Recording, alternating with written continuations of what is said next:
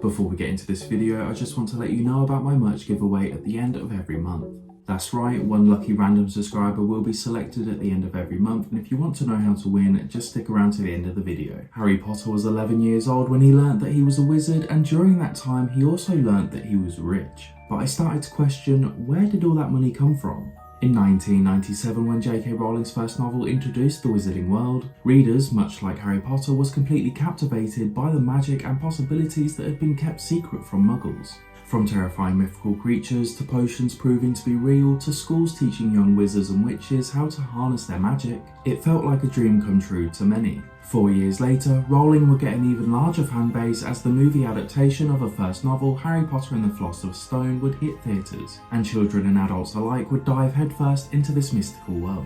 While Harry was trying to understand his true identity as a wizard and getting shuffled around in Diagon Alley by Hagrid, another piece of information was casually dropped into his lap and sent him into shock. He was stinking rich. Hagrid took Harry to Vault 687 at Gringotts Wizarding Bank and revealed more galleons than Harry would ever see in his lifetime. After nearly 10 years of living in a broom closet underneath the staircase at his aunt and uncle's house and practically being a servant to his family, Harry couldn't believe that he was worth so much money. Upon seeing the pile of coins, fans were happy that Harry wouldn't have to worry about finances while he adjusted to his new life. But many fans like myself couldn't help but wonder, where exactly did this fortune come from? His parents were only 21 years old when they died, and while both were praised for their magical abilities, it did not seem right for them to simply create money to be stored for their child. But here's the real reason why Harry Potter had so much money stashed away at Gringotts. To understand how an orphan boy actually had quite a bit of money saved up even though he didn't know about it, we're going to have to go back a few hundred years to see how exactly Harry's family members set him up for financial success. According to Rowling's entry on Wizarding World, Harry's small fortune dates back all the way to the 12th century, when a particular man, Linfred of Stinchcombe, lived in the Muggle world and provided non-magical folks with herbs and remedies to cure illnesses. Now, rather than his concoctions simply being made out of things in a common garden, they were actually magical potions. This occupation led to Linfred having quite the savings on hand, and because people said he enjoyed pottering around in his garden, he was also granted the surname Potter. Following his death, Linfred's finances were dispersed to his 7 children, and over the generations they added to their family wealth. Harry's paternal grandfather, Fleamont Potter, was the most successful when it came to turning mounds of gold into mountains. According to Rowling's post, he took the family's gold and quadrupled it by inventing Sleek Easy's hair potion, a creation that supposedly tamed even the unruliest head of hair. Now when Fleamont and his wife passed away, James, Harry's father, was the one to inherit the fortune as he did not have any brothers or sisters. Given that there was a war going on when Lily and James left Hogwarts, not a lot has been said about their occupations after graduation other than they were a part of the Order of the Phoenix.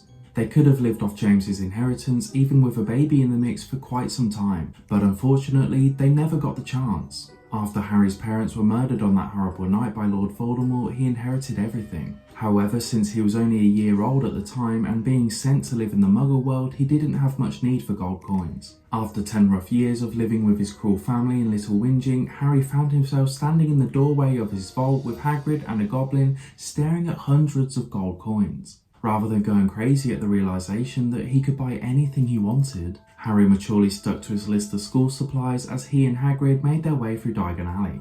It's humbling to see a boy who grew up with nearly nothing still focus on the things that he needed rather than the things he wanted. Then again, all Harry ever wanted was to feel loved by his family and friends, and certain individuals made sure that that rarely happened. Harry's fortunes sadly increased just a few years later when his godfather, Sirius Black, was murdered. It was stated in Sirius' will that all of his money, possessions and the Black estate went to his one and only godson. Harry would rather have Sirius in his life than any of his worldly possessions, but alas, it seems to be a sad routine for the young wizard. When Harry discovered he had quite a bit of money to his name, he did not go crazy like one would expect from the average child. Instead, he knew he needed to appreciate what was passed down to him by his parents and used it for good. His first splurge did not happen until he was on the train to Hogwarts when the snack trolley came around. Harry saw Ron's disappointment when he said he did not need anything because he already had a homemade snack. So Harry took a handful of coins out of his pocket and declared, "We'll take the lot." Harry and his new friend then enjoyed the rest of the journey with plenty of sweet and salty treats to keep them occupied. During his time at Hogwarts, Harry never flaunted his wealth. In fact, he seemed to find very little use for his money aside from buying school supplies. When Harry was at the Weasleys, who were not as well off, he seemed the happiest because they were rich in love, largely thanks to Molly Weasley's warmth.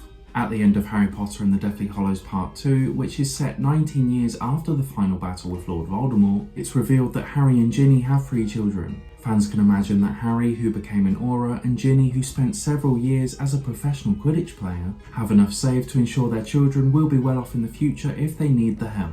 And if you want to be entered into the merch giveaway, all you need to do are these 3 simple things. Number 1, leave a like on this video. Leave a comment in the section below. And lastly, make sure you are subscribed. And one lucky random subscriber will be announced at the end of the month. And just before I go, a massive thanks for watching this video, and I will see you in the next one. But until then, take care.